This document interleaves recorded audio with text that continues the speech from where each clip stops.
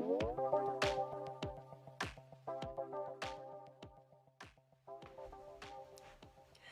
everybody, it's Julie the Whippy Chick here, and today we're going to do a tutorial on how to make these adorable little curly cues. Now the first thing you might be asking is, why would I want to?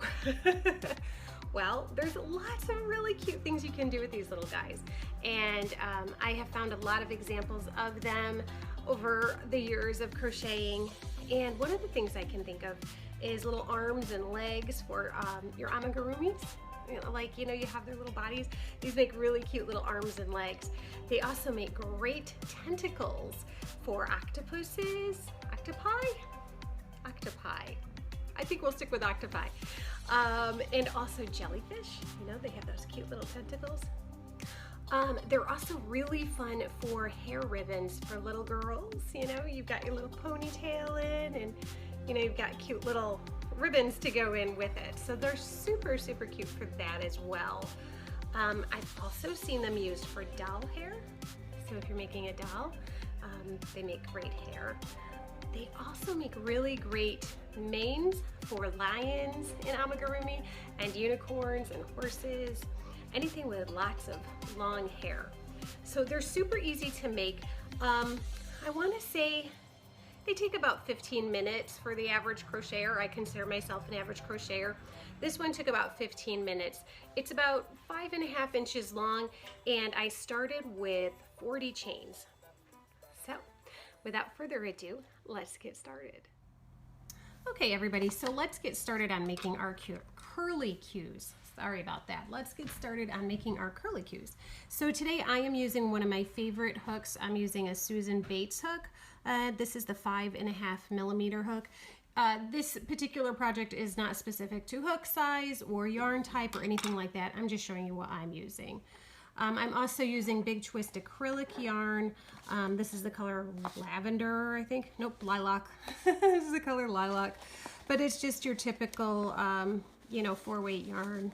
Nothing specific or exciting about it. And you're also going to need a pair of scissors. So we're going to go ahead and I'm going to just chain up 20 because this is just for a tutorial. It doesn't need to be super long. Okay, so let's start chaining. Like I said, we are going to chain up 20. So that's pretty beginner friendly. 1, 2, 3, 4, 5, 6, 7, 8, 9, 10, 11, 12, 13, 14, 15, 16, 17, 18, 19, and 20. So you're going to want to make sure that your chains are not super, super tight because we are going to put multiple stitches in each one of these chains. Okay, so we are going to start with the second chain from the hook. So if we're looking at our chain, our hook is here. Here is the, it doesn't want to stay. Here is the first chain on the hook. So this is the second chain from the hook. So we're just going to go ahead and insert our hook and do a single crochet. Now we're going to do that 2 more times. Insert our hook into the same chain, do a single crochet. Once more, insert our hook into that same chain and single crochet. So already you can kind of see where it's pulling that chain out of whack a little bit, and it's making the next one a little bit tight. So you kind of have to wiggle it a little bit, kind of stretch it out a little, just so you can get your hook into that next chain. Okay, so we're going to do 3 more single crochets right into that chain. So there's 1, there's 2, and there's 3. And like I said, I like to kind of stretch it out a little bit because putting all 3 of those stitches into that one chain makes that stitch tight and loose, and it tightens up the next one. So you gotta kind of wiggle it a little bit just so you can get your hook in. And we're going to put 3 more single crochets in the next. And that's basically the pattern for this whole thing. Just 3 single crochets in every chain. Go on into the next chain, 3 more single crochets. Once you get the first stitch in there, it's not too hard to get your hook in, but boy, that first time it can be really tight. You also will notice that it is already starting the curly Q. You can already see it starting to curl. So while you're working, you sometimes kind of have to push it out of your way so you can see what you're doing. Okay, so let's go on to our next stitch here, or our next chain. We're going to put 3 single crochets in that one. There's 1 and 2 and 3, and the next one, 1 and 2 and 3. Whoops, see what I mean?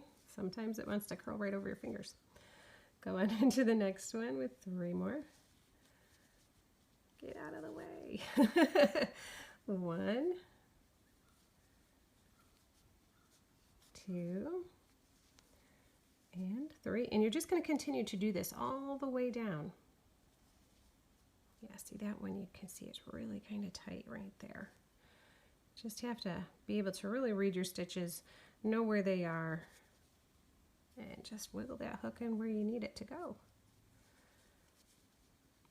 So I'm going to let you continue. I'm going to go ahead and continue as well, and I'll meet you at the end. And by then you'll have a curly Q. You can see it's already starting. Isn't it cute? All right, I'll see you in a few minutes. Okay, so here I am. I am at my last stitch. You can see that there's just one more stitch there to work into. So I'm going to go ahead and work in my 3 single crochets. There's 1.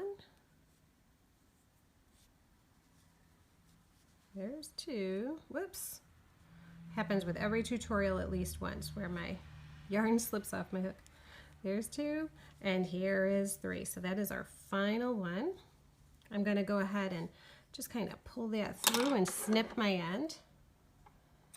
Now, depending on what you want to use this for, you might want to make sure that your ends are kind of long so that you can, tie them or sew them into the top part of a hat. Maybe instead of pom-poms, you're doing a bunch of curly Qs on the top of a hat. I think that's an adorable look. Or, if you need to sew it onto an amigurumi, like, these are the tentacles or the mane of the unicorn, or whatever it is that you're doing, you might want to give yourself plenty of, length on each end. But the 2 ends do they join together because you go up one end and back down the other. So they're right next to each other side by side, and I think those are adorable. So just for a size comparison, this one I used 20 stitches. This one I used 30, or chains I should say. So 20 chains, 30 chains, and this one I used 40 chains. So depending on how long you want it to be, you're going to want to increase your chain length to make your curly Q longer. But it takes a little experimentation because depending on your hook size and your yarn weight, that sort of thing, sizes can change.